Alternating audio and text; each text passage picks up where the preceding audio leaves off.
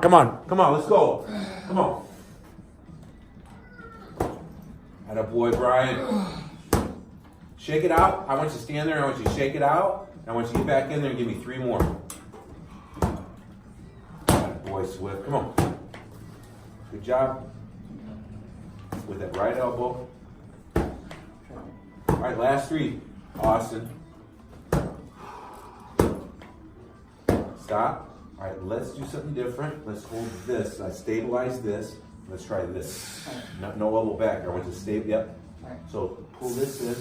Nice and easy at first. Nice and easy. I want to see what it feels like in that. All right, come on. Finish strong, Austin. Let's go. Give me 2 little micro reps at the bottom. 2 little micro reps. Feel it and squeeze it. Come on. Like squeezing water out of a sponge. Come on. Nice. Shake them out. Shake them out. Nice. Come on. 5 more. Come on. 4, 3, 2, and 1. Nice. How'd it feel? Did it feel any different? Oh, different. You definitely, because you feel more of a, like you're using this whole side versus full size. All right, Swift. I want you to, since you're always a man for the camera, I'm putting you right on the spot. What's most people are going through life and they're beat up. Do you agree most people at any age of their life usually feel like they want to go towards a better or the best version of themselves and make changes? I think it's instinctive that we want to survive and actually thrive. So I'm 53, you're what? 56. 56, you're what? 51. 51, so we got the 50s covered in here. What do you think the average person out there, that everyone feels like they got a major handicap, whether it's a physical handicap, mental, emotional handicap, certain different degrees of taking self-responsibility, and I have taken self-responsibility more often than not. I'm an athletic mindset, but I've had the poor victimized mentality at times, hopefully less going forward in the future. What do you think, what could you tell someone out there that is wanting and they feel like beat up by life to make a change? Okay, to make a change. Well, 2 things. I think, first of all, we've accepted a lower standard for ourselves. We're okay with just surviving. And I think survival has become a mode that we're okay with. And shame on us for that. And I think people are afraid to fail. And the first thing I would say is, don't be afraid to fail, because what happens? What's the worst thing that happens if you try something and you fail?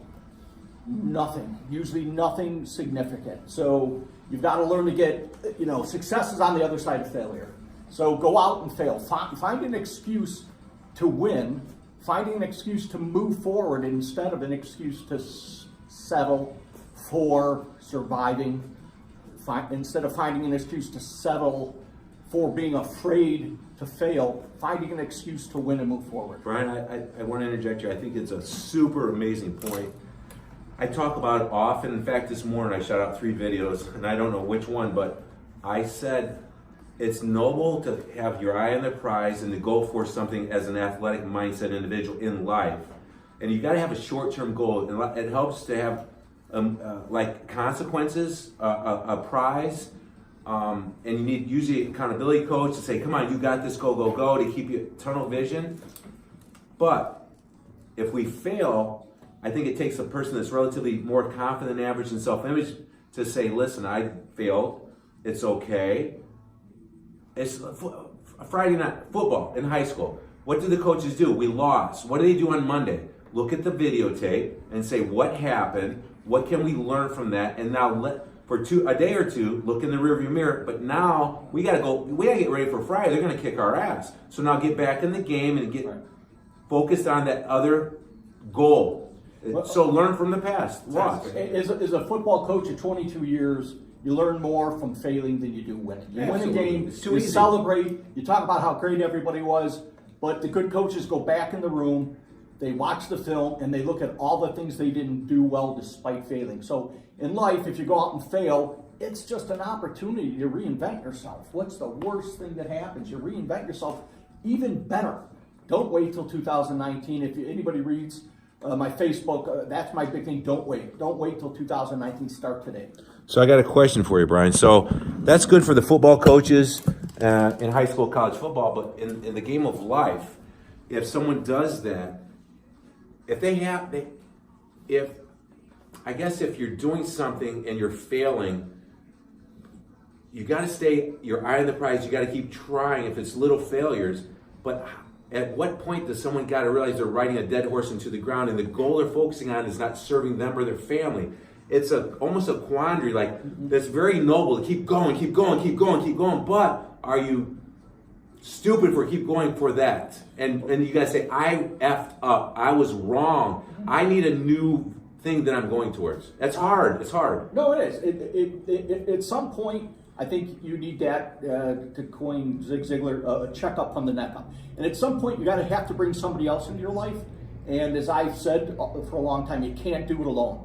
So at some point, you need to bring somebody else into your life, whether it be a life coach, whether it be a parent, whether it be a friend. Bring them into your life and ask them their opinion of what you're doing or why they think you're not succeeding, and get somebody that can give you a different perspective. And then put on the movies you like, read the books to get you motivated, Rocky, get maybe? back pumped up, get up the next day, break the eggs, put them in the cup, drink it, go make it happen Like again. Rocky, he's a little quick-witted, like Rocky did in the movie to get the quick protein in, in the first one or two. And so I know I'm going to get the question, raw eggs, aren't I going to get salmonella? Is it any good for me? So if you get the cheap eggs from the grocery store that were raised improperly, that were processed improperly, that might have a crack in them, yeah, you're probably going to get sick. But if you have high-quality eggs and they're pretty fresh and they're refrigerated, boom, probably great source of protein. All right, so what I want to do is I want to switch gears a little bit and put the other Brian on the spot, because that was great advice. Before I do, so there's some people that, I know when you're not feeling well and doing well and going towards a better version of yourself / depressed or anxious, that it feels like the world's really big and ominous. Those people might say, there ain't no way in hell I'm going to get anybody to coach me or help me. I'm a loner. I'm by myself. I have nobody. But that's not true. The internet makes the world really small. I help a lot of people, and that's my job, to help a lot of people. And I have to protect myself for my daughters and myself, and then for my paying clients. I have to protect myself, or otherwise I'm no good for them. But I still help people for free all the time. It's hard for me to stop and turn it off. But with that being said, I think you can go to a blog, a forum with the social media. Use social media and the technology as a tool. You can find somebody that will give of themselves to hold you accountable. Don't get too many voices in your ear, though. No. Don't get too many voices in your ear, but you need to find one person that's gonna not be a yes man or yes woman is important. You gotta find someone that's willing to say what is hard to say, if you're riding a dead horse in the ground or you're not taking self-responsibility. Okay. And I gotta say, my coined phrase, it's not mine, the 10 most powerful 2-letter words. Two-letter words? I'm not sure which two you're talking about. There's a lot of powerful two. I said words. 10, not 2. If it is to be, It's up to me. it's up to me. All right, next time we do this, I want you to pop it off without me having to pull it out of you. We got so much wisdom up here that's just... All right, so Austin, so there are two Brians, so just putting you on the spot, what advice would you give somebody that's trying to go towards a better version of themselves? We got the other Brian out of the camera, so now it's a lot better now that we got two good looking guys. Come on over here, Brian. I would just say basically the same thing Brian and Darin said. Find somebody that can empower you to get out there and do it. If what you're doing is what you think is the right way, get some honest opinion of somebody else that'll come out and tell you honestly what you're doing right, what you're doing wrong, and look on them. It could, church is a nice place. Church, Yes. all kinds of places. Brian did it. Brian was in a tough spot, feeling his mid-50s with a physical challenge, and not feeling very good about yourself, feeling like you're aging prematurely, losing your edge, like your better days were behind you. Yeah. Am I speaking for you, or is that how you felt? No, that's how I felt. So what did he do? He invested some time and some money. He drove up. He heard about me and my service here at the Transformation Station, and he came up here and he did a consultation, right? And you were proactive. I bet you tried some things before that. I did. To invest that time and money in this program. That's a pretty big step. I got a little small gym in the basement, but there's really no motivation to go down there. But you tried. I tried. What we were talking about earlier, you didn't ride a dead horse into the ground too long, and you didn't give up. Right. Right. Right. You kept clawing and scratching. What's something else that you did? I got a different horse. What's something else that you've tried so that they can relate besides working out in your gym? Just trying to get up and exercise, walk. But fatigue hits, so you gotta manage your fatigue with me anyway. Well, you're talking to someone with that has MS. symptoms of MS, Yeah. multiple sclerosis, Right, correct. for 19 years. Yes. How did that feel when you first got diagnosed with MS? I was dumbfounded, shocked. Thought maybe I was gonna. It was a death sentence, is basically what I thought it was. And then I found out it wasn't. So, but I was fine for the first 15 years. You couldn't even tell I had MS. And then the last 4 or 5 years, Snuck up on you. Snuck up on me, yeah. That and that's because our anabolic hormones, growth hormone is lower. We're aging, Right. And even someone who doesn't have a physical challenge on the surface, they got physical challenges at a cellular level. The body's fighting cancer off, it's fighting MS stuff off, it's fighting all kinds of stuff off. Sometimes it doesn't grow into the actual challenge or disease, but sometimes it does. So everybody's fighting stuff off, whether they know it or not. And no matter what you have, whether it's MS, cancer, whatever, you just got to be active. You got to be active, stretching, walking, whatever. You can walk 10 feet, tomorrow do 11. You got to be active. That's great advice, man. I heard Tony Robbins talking about a great motivator. It was him or somebody that, you're sitting and you can barely get out of the house, go down and get the mail. Do some deep breathing before you go back in the house and sit down 5 or 6 long breaths. Then the next day, go out and one telephone pole past that. And see, constant, never-ending improvement. A lot of improvement's not good at one time. But if you improve just a little bit, life's about a lot of things. But if we can improve slightly, in whatever it is, we feel good. Mm-hmm. And feeling good, and that makes our body image and our self-image a little bit good that day. And it's one day at a time. And so then the next day we go one telephone pole further on our walk.